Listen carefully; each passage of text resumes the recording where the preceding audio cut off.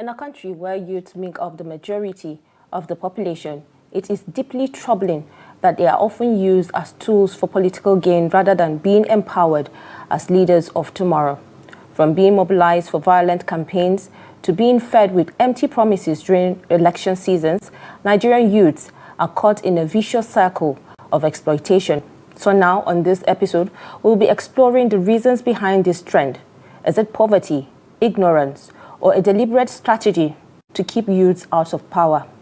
Join us on this conversation as we unpack why youths are used but rarely empowered and what needs to change for the future of Nigeria.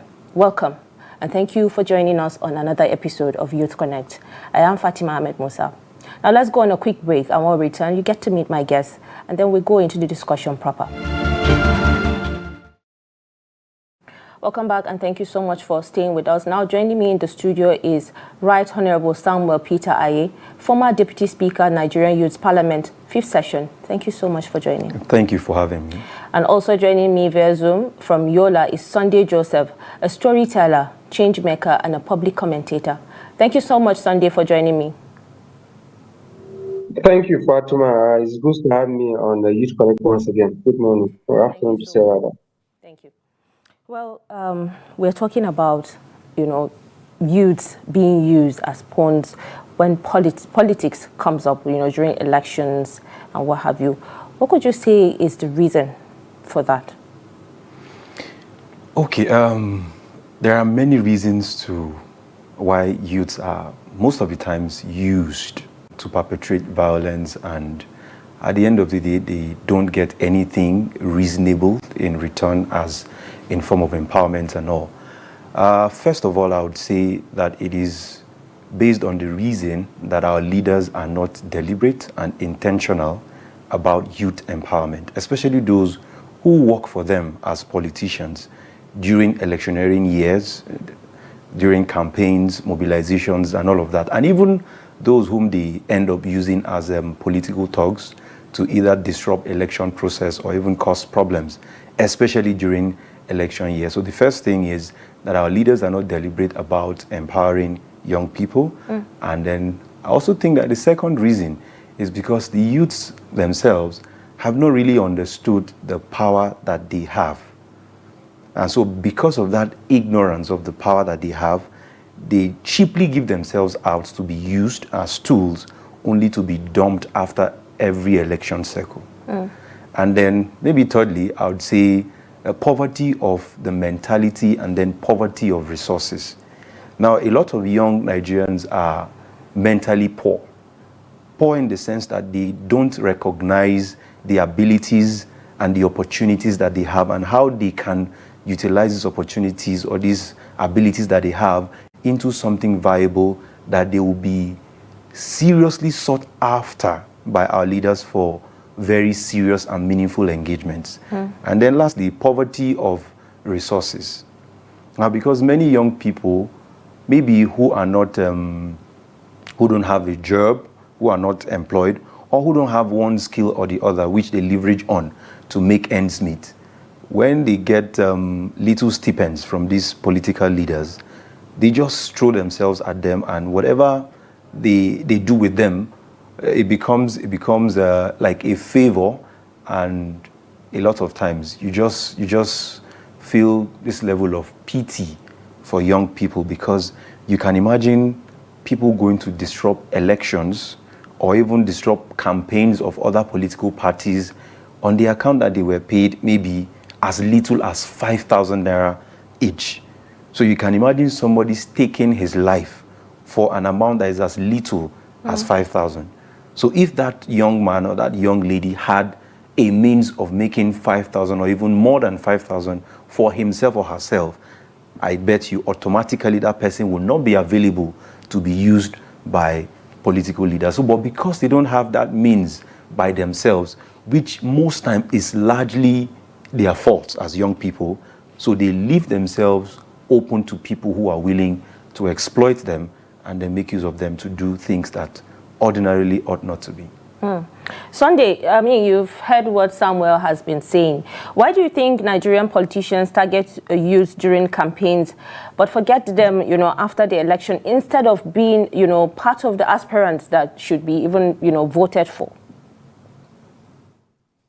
All right. I must say that I've totally agreed with some of the submission by Peter. But then to add, I would say that one of the major reasons, well, one among major reasons that for our politicians, engage the youth from the very beginning of the electioneering campaigns, through the elections, and then later on dumped, the youth is majorly because of the energy, and the exuberance that youth, come on board with, especially in contributing to the election campaigns and other, perpetrating of all sort of, kind of be it rigging of election, causing destruction of ballots and all of that. But then I think more than just having the energy, or more than just being being powerful to influence whatever thing that they really wants to achieve, is the cheap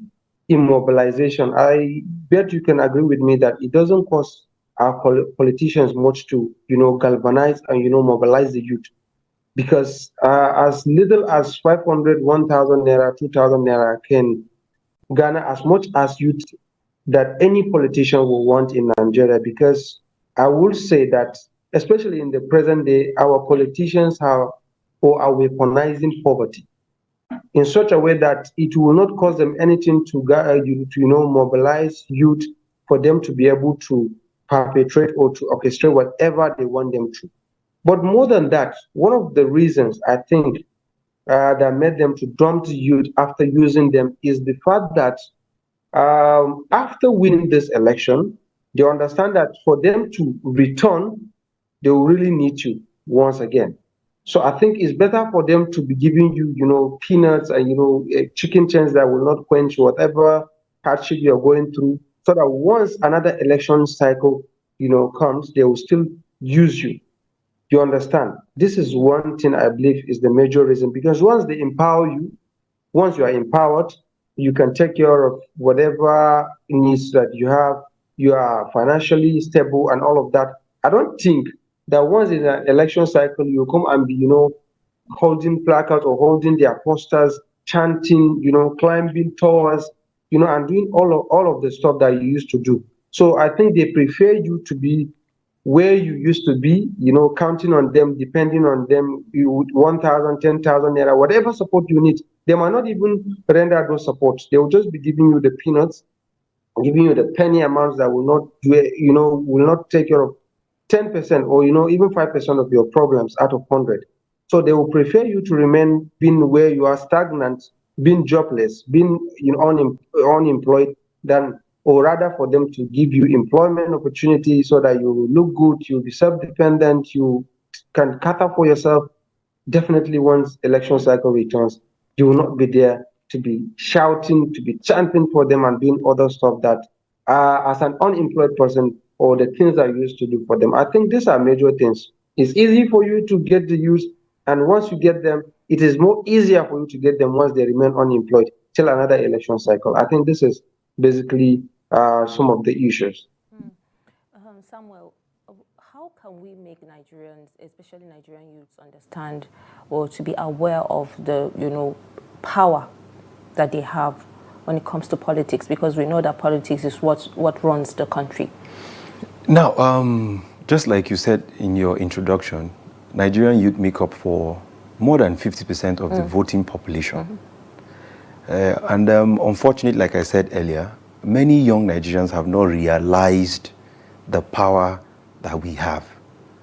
Because when we know that this power is in our hands, it belongs to us, and we have that proper knowledge and understanding, I think it will help us channel and redirect this power to the right quarters, that is getting leaders who are concerned about our well-being as a people, and particularly about our well-being as young Nigerians.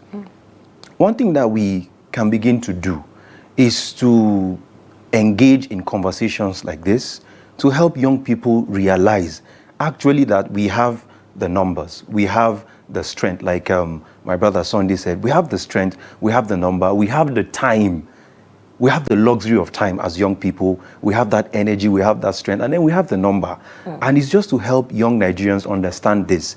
And by the time young Nigerians get a full grasp of these realities that are ours, I think it will go a long way in helping us know that we no longer need to be used, recruited by political leaders during electioneering period, only to be remembered during another electioneering period. Because like he said, a lot of times when these young people are recruited to either engage in campaigns for political leaders or even disrupting electoral process or causing mayhem during elections, immediately after the elections and the leaders have been declared winners, they forget about these young people, especially those who have put their lives on the line for them.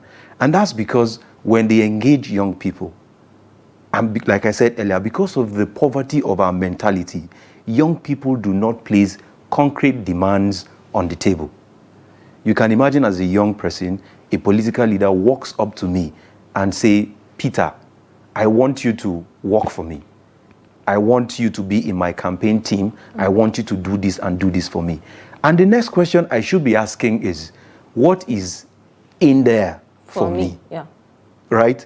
And then if the leader tells me, okay, this is it, and I see what he's presenting to me as something that does not align with my goals and vision for my community, my society, my local government, my federal constituency, senatorial district, or even the nation at large, I should be able, as a young person who has a stake, say, no, this that you're offering is not what I want.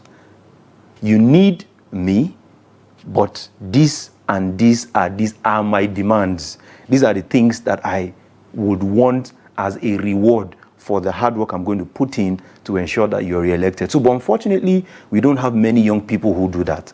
You just come and then they say, okay, let's go, we need this, and everybody rushes and goes in without any concrete demands of what you're going to get in return. And most of the time, because these people are not really enlightened to that extent to know that, okay, this is the point where you need to put your cards on the table and say what you need. And because of how strategic, if I would use that word, and cunning our political leaders could be, they don't look out for young people who are enlightened. They don't look out for young people who are forward-thinking. They look out for people who are not really enlightened, people who are not really schooled, because they are the kinds of people that they can easily recruit. With what my brother said, with 500, you'll be amazed. Yeah. These are the people they can easily recruit with 1,000, a face cap and a t-shirt.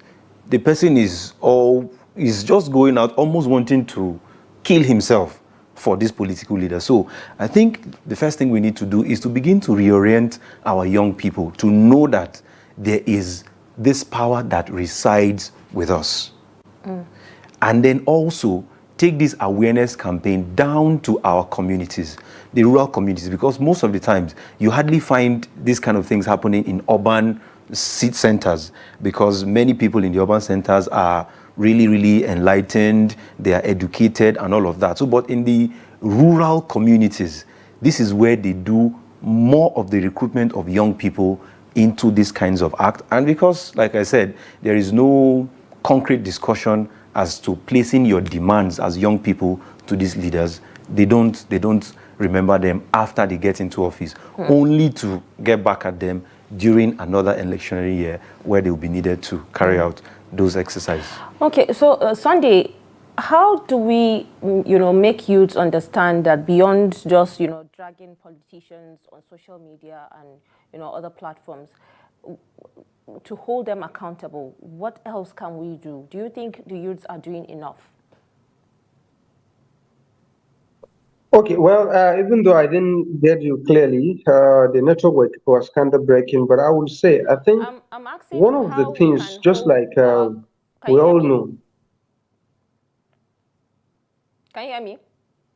Sorry, I still couldn't get you. So one of the things I think we can do, we need to reorient our youth, and we need to let them understand the power of their voices, the power of their strength, and of course the power in unity. Because I believe after we establish the fact that we have the voting population and we contribute more than 50%, almost 60% of the voting bloc across the country, I will say that the day we wake up, I think that's the day we'll begin. Okay, so he didn't get the question, but I understand that he picked one or two. How can we hold our leaders accountable? No, this is it.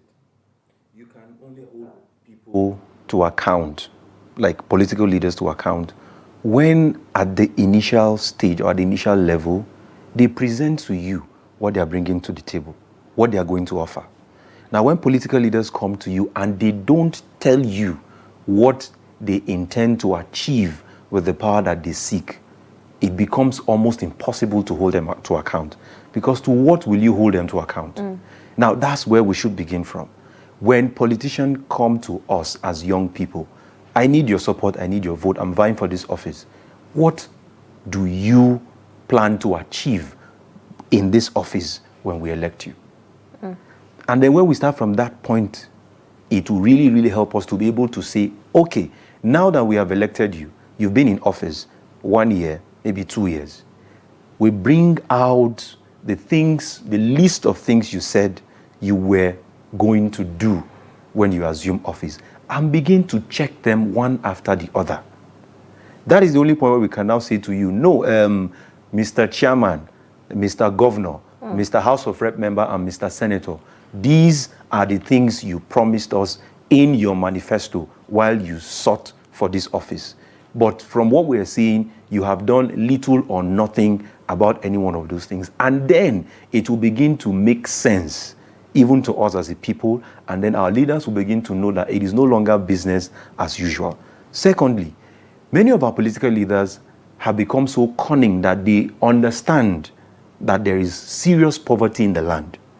And a lot of times, like my friend said, Sunday, they have weaponized poverty to the point that when people see peanuts being offered to them, it's as if they lose their senses, they lose their minds, such that they don't even remember to ask very important and critical questions that they should ask. You can imagine a leader coming to a community, for example, maybe on a courtesy visit or maybe on a condolence or something just brings him back to the community. And you know very well that this leader has not done anything in relation to the promises he made. And that gives us an opportunity to interface with these leaders. Now, instead of holding them to account, okay, we gave you our trust and our mandate, but these promises are unfulfilled. What are you doing about them? But most of the times what we see is that when they come around and they've gathered people, they just bring out a sum of maybe 1 million naira. Say, okay, these people have given you 1 million naira. You people should. And then because of the high level of poverty, people forget about the main issues that we should discuss, and they begin to clap hands for these our leaders. And before you know, he walks away without even saying anything reasonable about what he is doing that will benefit the general good of the people. So we need to begin our conversations with our political leaders from the point of what they are offering, what they intend to offer, and also by the time they assume office, we do a proper follow-up. At least we know that they are supposed to have engagements once in a while with the people to give them feedback on how far they have come. Unfortunately, we don't see that happening most of the times with our political leaders. Most of the times what we see is that they will only come around when it's election year. But once they're in office, they hardly come around. And then that becomes a tool again that we have as young people and as the voting population of Nigeria. We have elected you, you vanished into thin air. 4 years after, you are coming back to seek re-election. And that's why we tell you, Mr. Man, Mr. Chairman, Mr. House of Rep member, when you came here the last time, we gave you our mandate, but you didn't do this, you didn't do this. And this time around, we are telling you pop and clear, we are not going to vote for you. We are not going to support you because you did not fulfill your promises. So if we begin to do that, our leaders will take us as young people who are serious-minded, who know what they want, and they would definitely have to adjust and make a change. All right, Sunday, let me come to you with this question. Aside from, the sentiments and, protest and what have you that we have been putting on social media, we come out to the public and what have you. The question that, we get people asking the youth is, are we even ready to take power from these politicians?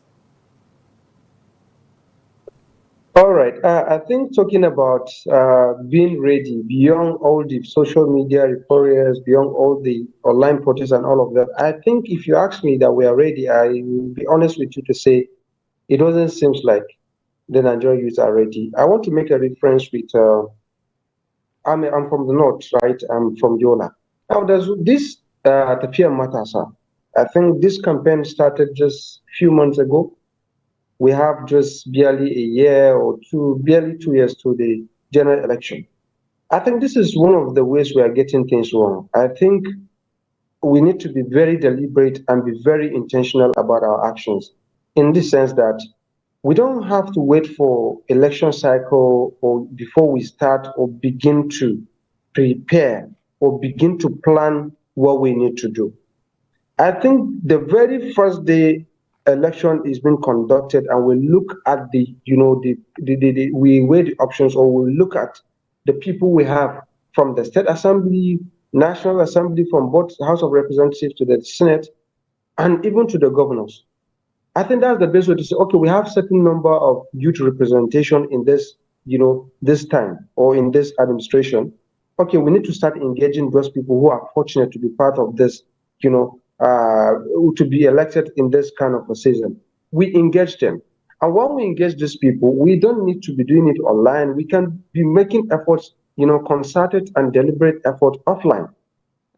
I think before that year comes in, when it is time for us to show this is the path you adopted, this is how we're going to go about it, we can be able to achieve something tangible. But us, bringing things a year or two before the election, we start playing, getting just logo of a party, giving hands of youth or something, you just put up a logo and say the youth are ready. I think this is another thing to show that we're not ready. We are not, looking at our timing and, putting a deliberate effort and, being consistent about it. In the last election, we see some of the movement that comes with youth euphoria and all of that. But immediately after the election, it fell down, and the only ones that you see functional are the ones that were pushing the people who are, well, we can't say they are old or they are age or whatever, but they are not as young as we are thinking or we are saying are they. So now the thing is, after that, we have, I think, in the last 2-3 years or in the last administration, to say we have governors who are young, we have senators, the youngest senator who was a youth, the youngest governor, we have youngest governor which was a youth. And if you weigh the option or you look at their performance, as far as I'm concerned, it wasn't encouraging.